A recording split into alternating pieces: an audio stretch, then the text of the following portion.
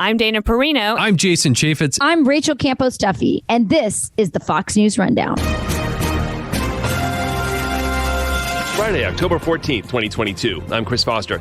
Inflation isn't going away. It seems like what the administration has chosen so far to do is not, at least in the short term, paying off. They are promising it will more in the long term. But again, the polling shows that people blame this White House. We're speaking with Fox News Sunday host Shannon Bream. I'm Jessica Rosenthal. Republicans need 6 seats to gain control of the House, and one of the races they're excited about in these upcoming midterms is a redrawn district that leans blue by double digits. I don't put my party first. That's the difference between my opponent and I. He is all about his party. I'm all about the American people. And I'm David Bossie. I've got the final word on the Fox News Rundown.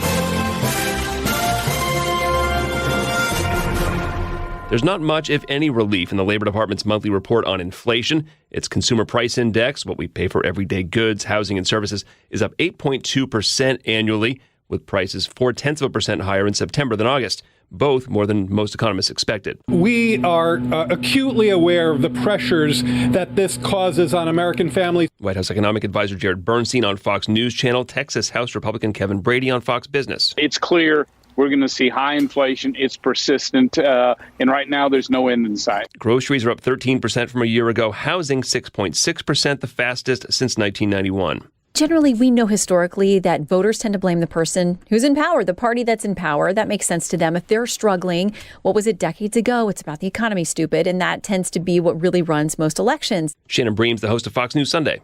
It's going to get tougher for the White House in that OPEC has now got this 2 million barrel a day cut.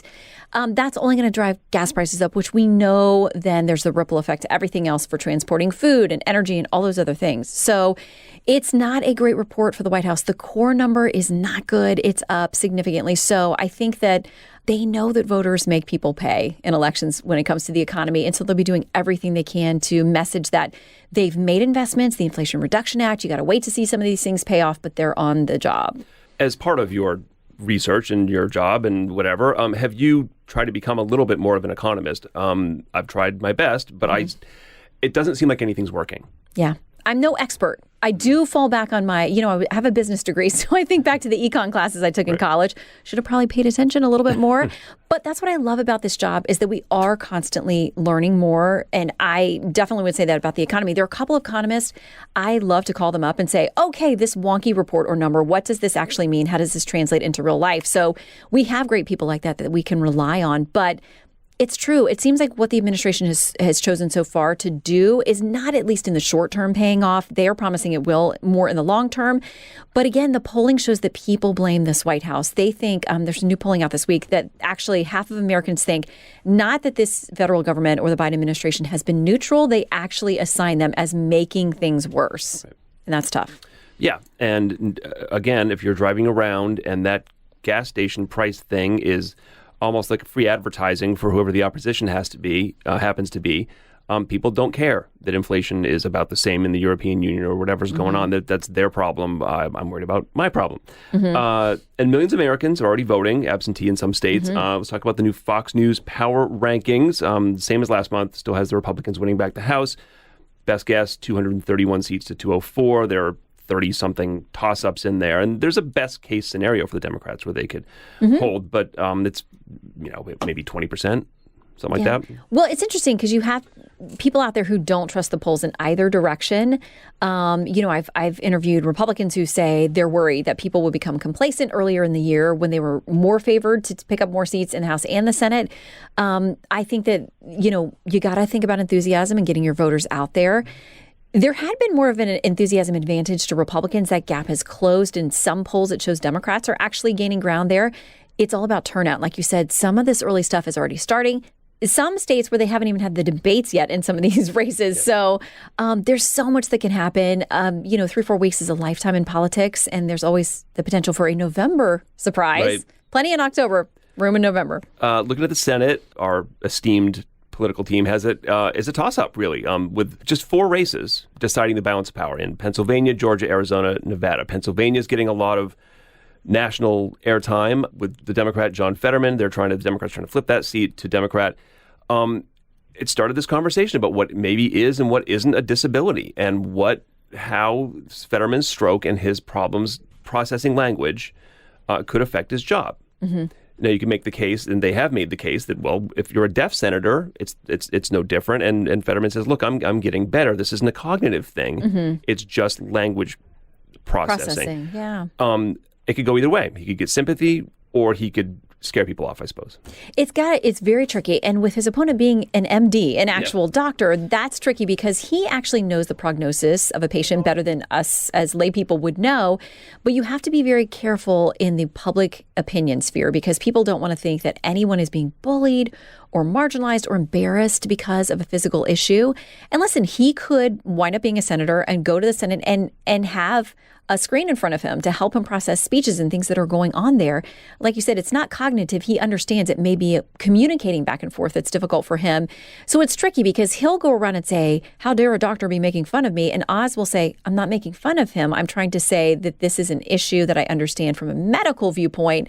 That race has tightened. It has not been this close, I don't think, ever in Oz's favor, tightening. Yes, tightening in his favor, but Fetterman has had a very strong lead. And when you look at the gubernatorial race there, too, a distinct advantage for the Democrat. So you got to look at how the down ballots play off of each other. I would still say, if I was a betting person, that Fetterman pulls this out. We'll see. Wisconsin, Democrat Mandela Barnes trying to take Ron Johnson's Senate seat, the Republican. We're told that President Biden has a particular disdain for Ron Johnson. Do we know why? And how hard are the Democrats is a machine fighting for that seat? I'm not really sure what the rub is between the two of them. There have been times that Senator Johnson has been been a defender of President Trump on certain issues, and maybe that's part of it, election related and those kinds of things. But that's a tough race for Democrats in that the more that people learn about the challenger there, the more they feel like he is radical potentially on things like crime, which we know along with the economy is the other top issue that people really care about. More broadly, we're going to get new polls out this weekend on Fox News Sunday, if I might put in a plug. But I think that's one of those races that has, that's where you've seen the Republican in most polls benefit the more people learn about the Democratic challenger. That's the opposite for the parties in some of these other states. Yeah. We talked last time about the Georgia race, the Herschel Walker abortion allegations that just come out. He's actually, if I'm reading the polls right, he may have gone up a little bit since those allegations came out, or at least flat against the Democrat Raphael Warnock. I don't know if people just don't care about abortion, or the fact that he may or may not be lying about it, or if this is just a thing that happens as the race gets, as we get closer to election day and people rally around their guy. They may, because what he does so well with people who are considering voting for him is often what President Trump does very well, to say, this is proof that the establishment doesn't want me to go there and represent you. So I think that line of argument probably has worked for people who are maybe interested in Walker. I think he's going to lose some people who say, like, okay, I don't want to get involved with this candidate. That's not my guy. But there's been polling all over the place for him. I think that is a very interesting one to watch to see which poll is most accurate, because there are some that show him way down. There's some that show him potentially holding or moving up. And that's the stew of looking at all of these different polls and how they play. There's a Politico reporter there in Georgia who was covering this race for them. And she says, yes, everybody in the Beltway is talking about this stuff. She said, but tonight, what's leading the local newscast is crime in Atlanta. So she says, the wonky Beltway people may be more worried about this stuff than local voters are. We'll see. Fair.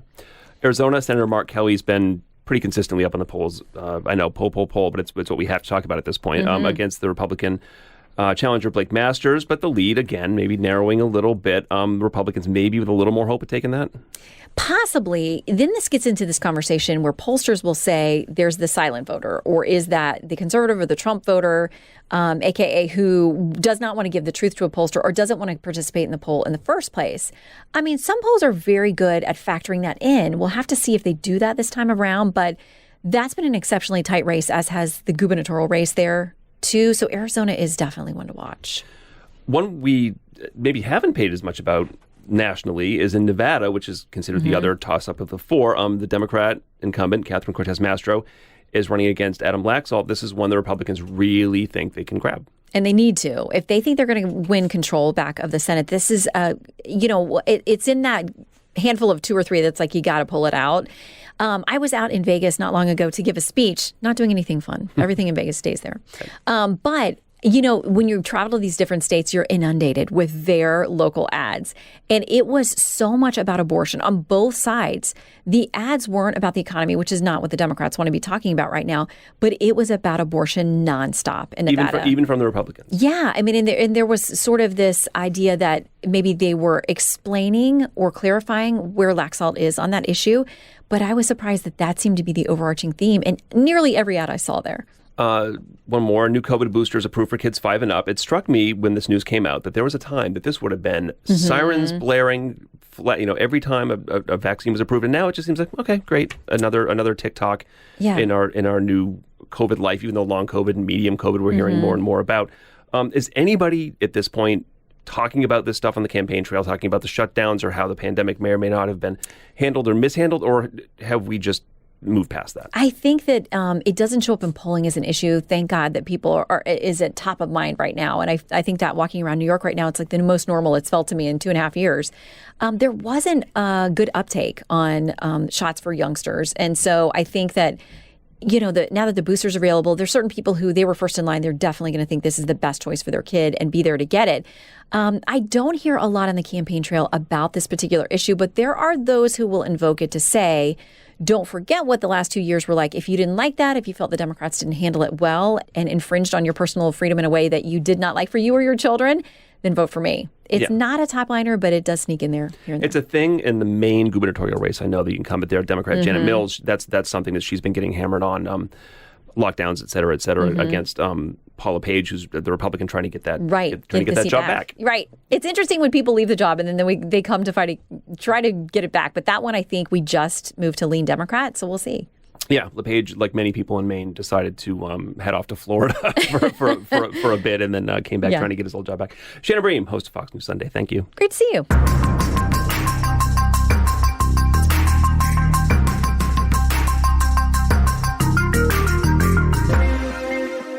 This is David Bossie with your Fox News commentary coming up. It was a big upset at the time when Mexican-born Republican Myra Flores won Texas District 34 along the border in a special congressional election held this summer. Republican House Minority Leader Kevin McCarthy said after she took on the role, the sign out front says historic. Because moments ago, we watched a moment of history. Myra Flores was officially sworn in. He noted the seat had been held by Democrats for decades in a district that is, according to Ballotpedia, 84% Hispanic. She's facing Democratic Congressman Vicente Gonzalez in November. But Flores is the incumbent, though the redrawn lines created a district President Biden would have won, according to the Fox News Power Rankings, by 15 points. Gonzalez is currently congressman in the 15th district in Texas, but he opted to run in the 34th, telling the Texas Tribune he still would have won in the 15th, but it would have been a bigger challenge. He's been on offense, posting a video to one Texas county's Democratic Facebook page. And I want to ask everyone to join me in asking my opponent, Myra Flores, for the debate that we had agreed to on October the 19th. People of South Texas deserve to hear both sides. The Flores campaign said you can't pull out of something you never agreed to, noting they didn't even hear from the TV station about a debate until last week and already had a scheduling conflict. Furthermore, they say the Gonzalez campaign never tried to negotiate another date. Gonzalez, though, is fighting to stay in Congress alongside 2 other South Texas Democrats, all of whom are facing Republican Latino women. He told MSNBC in late July, "We're clear to take this back in November and kick the Republicans out of South Texas. Voters in South Texas are very smart, very clever, very informed. November is going to be a shock for Republicans down here." That remains to be seen, as the Fox News Power Rankings have now moved this seat from lean Democrat to toss-up. Well, we're focusing on the issues that matter to them. Myra Flores is the Republican Congresswoman in Texas District 34, and we spoke to her while she was traveling on the campaign trail. And my constituents want me to focus on them, and they're the ones that elected me to be in this position. So I owe myself to them. So I'm focused on border security, and I'm focused on the economy. These are the things that they're talking to me every single day that concerns them. And it's my top priority to bring economic opportunities to Texas 34, and it's my top priority to secure the borders. I know you're on the road now. You said you're meeting with farmers and ranchers. I know that's you did that this week as well, earlier in the week. We've been hearing about the cost of diesel for farm vehicles, the cost of fertilizer, everything that goes into farming has been hit. as we see inflation. I know the Biden administration has said they've doubled their investment in domestic fertilizer production grants, and they've increased insurance to cover double cropping. Is that helpful? Do you support those kind of efforts, or are you seeing something else that is needed that farmers are telling you about? Our farmers are hurting tremendously. They're going through the worst times ever. And the humanitarian crisis, the open borders are really the reason why they're hurting tremendously as well. Of course, inflation is also one of the reasons why they're hurting tremendously. But the Biden administration hasn't been able to come here to South Texas to come and see what their policies are doing to us here in South Texas, what it's doing to our farmers, and the impact that it's having in their lives. And if he were to come here, if Kamala Harris would come here to South Texas, I would hope that they would realize that what they're doing is not just hurting us here in South Texas, it's hurting the entire country. And it's time to make a U-turn and put it back in place the policies that were working and start enforcing the laws and allow our Border Patrol agents to do that. Our Border Patrol agents are focused on the humanitarian crisis, and they're not able to stop the fentanyl that is coming into our country, that is killing our children, the future of this country. I don't know when border security became a political issue, because it shouldn't be political. This is something that both Democrats and Republicans should be working together. Let's focus on legal immigration, improving the legal process so we could allow the good people that want to come here to work hard for the American dream, but that they can do it legally, because illegal immigration is funding criminal organizations. Women and children are going through abuse and rape, and close to 1,000 immigrants have already died going through this dangerous journey. No one deserves that. You're married to a Border Patrol agent, right? I'm married to a Border Patrol agent, and I understand 100% where our Border Patrol agents are going through as a Border Patrol wife. And you've already worked on a bill with Democrats, I would note, to open up, I guess they're called fusion centers along the border, 2 of them, to help law enforcement coordinate and work together. Tell me why that was one of your, I guess, first focuses when it came to the border when you became a congressperson.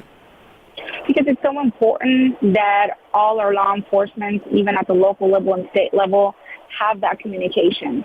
Because that's how we miss things. And I'm focused on things that we can both agree on, both sides. And that's what we need to focus on. We're so focused on what we disagree. But can we work on what we agree on? Can we give our Border Patrol agents the resources that they need, the manpower? Let's hire more Border Patrol agents. Let's give them the technology that they need to secure the border. But Washington is playing politics with human lives, playing politics with our Border Patrol agents. It's not fair for our Border Patrol agents. It's not fair for our Border Patrol agents' families. And it's not fair for the border towns that are hurting right now tremendously. We are at max capacity. This humanitarian crisis is not a South Texas problem. This is an American problem. It is time that New York, California, and all these sanctuary cities step up and help us. We can't do it anymore. We've been doing it for over 2 years already, all on our own. And we're in desperate times in South Texas. It's time for the federal government to step up. They're our biggest problem. I have to ask you about your race. You're on the campaign trail as we speak. You're running against a current Congressman, Vicente Gonzalez. And after redistricting, our own Fox News power rankings say this seat would have gone for President Biden by 15 points. That is a lot. But the rankings also now rate this seat as a toss-up. Why do you think that is? What do you hear from constituents about that? Well, they're not supporting the Biden. They don't support President Biden. They don't support his policies. And he doesn't care about Texas District 34. Why would the people of District 34 continue supporting President Biden after completely abandoning us in South Texas and ignoring our needs? The people of Texas 34 want a real representation in Washington. I've been focused 100% in my constituents. I'm focused on the issues that matter to them For me, it's all about my district. I don't put my party first. That's the difference between my opponent and I. He is all about his party. I'm all about the American people. I put my constituents first and their needs. And that's the reason why so many people are walking away. But I'll be frank with you. The Democrat Party has abandoned the Hispanic community to cater to the far left. South Texas, regardless of politics, has always been a community of God, family, and hard work. That is who we are. It's in our DNA. And our roots are still very strong with our heritage in Mexico. I was born in Mexico, raised with those values that were instilled in me and that live within me. And that I instill those values into my children, and I want our values, the values of South Texas, to live forever in our community. And I want our values to be instilled into our children. That's what makes us unique. That's the American dream. Finally, you've been talked about in connection with Cassie Garcia, who's running in the 28th district against Henry Cuellar, and Monica de la Cruz running in the 15th for an open seat against Democrat Michelle Vallejo. Republicans are very excited about this grouping here. And I think you just kind of addressed it, but what do you think may be driving some of that shift among some of these South Texas Latino voters to be more open to Republican messaging? Well, they're seeing someone like them. They're seeing someone that represents their values, and they're seeing someone that is putting their children, their community first.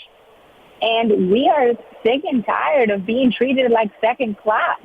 And we have been treated like second class for a long time. And we're Americans. Our voice matters too. And no one cared about South Texas under their leadership.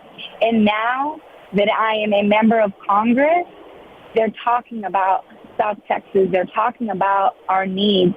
And we finally have a seat in the table. And we are the majority in Texas, and we will be the future. That is why it's so important that we continue investing in the Hispanic community. Both parties do not have a future without the Hispanic community. The Republican Party doesn't have a future without the Hispanic community. So it is so important that we invest in the Hispanic community and that we fight for their best interest as well. Because at the end of the day, we are also Americans. Congresswoman, I have to ask one more before I let you go. I was reading that you have said you are pro-life, and I was also reading that means no exceptions for you. Do you make exceptions for the life of a mother or rape, or are there any exceptions in your mind? There are exceptions. I don't know where there's been a lot of misinformation. I'm pro-life. I do believe that there is exceptions, especially when the mother's life is at risk. But the Democrat Party has gone so radical that they support abortion up to 9 months with no restrictions. And that's what my opponent actually voted for in the last bill. He voted for abortion up to 9 months with no restrictions. And as a mother of 4 that knows what it's like to carry a child up to 9 months, that is honestly just so disturbing to know that there's people that support abortion up to 9 months with no restrictions, and I don't know how we got here, and we need to raise the generation. In a district that leans bluish, right? Even according to our own data here, has that gotten in the way at all? Do you feel like that issue is affecting the campaign? Community. We're a Hispanic community. There's a huge difference. We're South Texas. There's a big difference between South Texas and Austin, and there's a big difference between South Texas and California and New York. We value life here. And Texas District 34 does not support abortion up to 9 months with no restrictions. Well, Congresswoman Myra Flores, thank you so much for joining us. Thank you. Thank you so much. God bless you.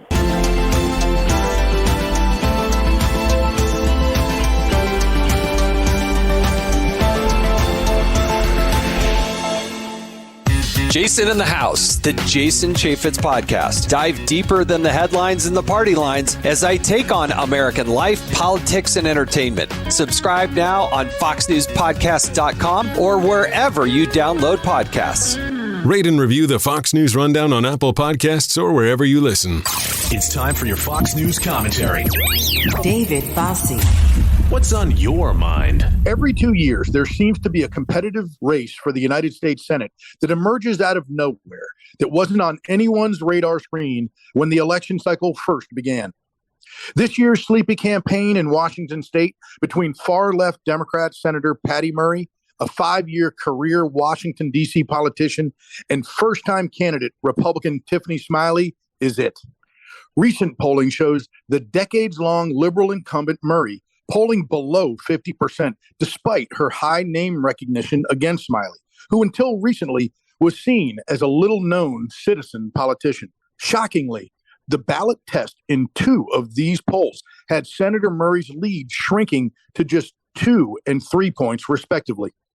These results have Washington, D.C. buzzing with intrigue about what might be happening on the ground in the reliably Democrat stronghold of Washington in the Pacific Northwest. To make matters worse for Senator Murray, everyone agrees that Washington state has been turning a deeper shade of blue with each passing year. For example, Joe Biden defeated Donald Trump by a whopping 58% to 39% margin in the 2020 presidential election. And Murray prevailed in her last re-election with a very comfortable 59% of the vote in 2016. So Murray's alarming slide in the polls could mean that Washington voters are finally poised to vote for a change in direction and do so at the senior senator's expense. Let's face it, there's lots of reasons for Washingtonians to be sick and tired of what's been happening right before their eyes. Over the past 2 years, America has watched in disbelief as the beautiful city of Seattle was overrun by rioting, violent crime, the defund the police movement, and the so-called chop zones. All the while, entrenched out of touch Democrats like Patty Murray have joyfully plowed ahead with their failed socialist agenda in Washington, D.C. Due to the Biden-Murray policies, skyrocketing inflation in the Evergreen state is making life exponentially more difficult for hardworking families. All of Biden's irresponsible trillion-dollar spending bills could have been stopped by Senator Murray if she had done the right thing by voting no. Republican challenger Tiffany Smiley's life story represents precisely the kind of political outsider Washington state needs in the United States Senate. She's a mother and a nurse who became a strong advocate for our heroic veterans after her husband, Scott, lost his eyesight in a roadside bomb explosion while serving in Iraq in 2005. With less than 5 weeks to go until the midterm elections, control of the United States Senate is up for grabs. In Tiffany Smiley, voters in Washington state have a candidate who will bring common sense and a breath of fresh air to Congress. Career politicians like Patty Murray have put America in a deep hole, and it will take outsiders with innovative ideas like Tiffany Smiley to get us back on the right track. This is David Bossie, president of Citizens United.